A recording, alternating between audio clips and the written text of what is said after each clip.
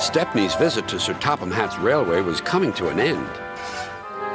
"We shall miss you," said Sir Topham Hatt. Then he turned his attention to all the other engines. "My railway is very busy, and I'm pleased with you, but you need help. A diesel is all that's available.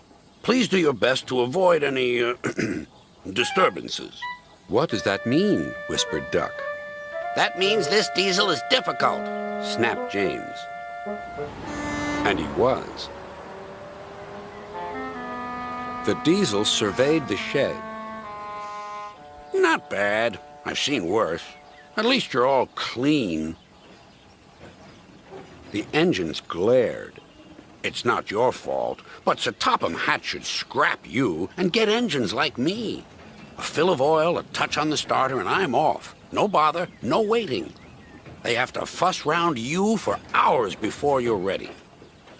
The engines were furious.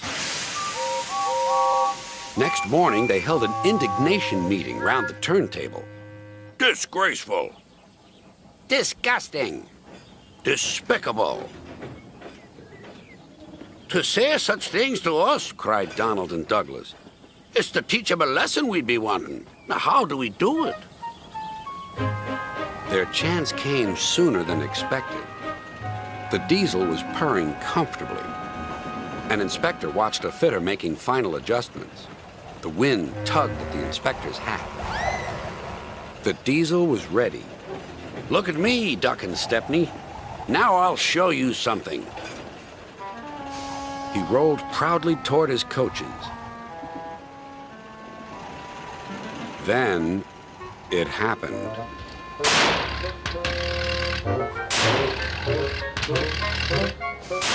Shaking and spluttering, the diesel stopped.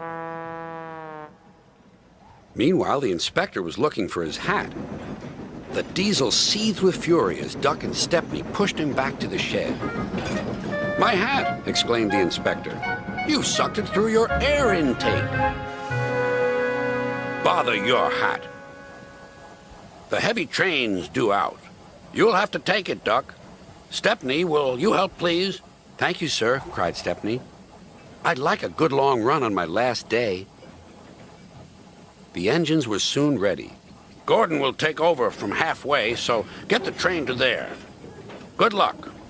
"Don't worry," smiled Stepney. "We'll get there, and be early, too." The cavalcade moved carefully over the rails and out to the open line. "Now for a sprint," puffed Stepney. "I'm ready when you are," replied Duck. Soon they were whizzing through Edward Station. And next they charged at Gordon's Hill beyond.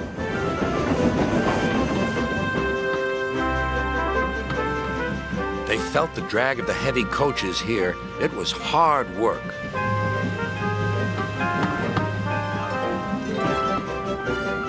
At last they were running smoothly along the line toward the big station.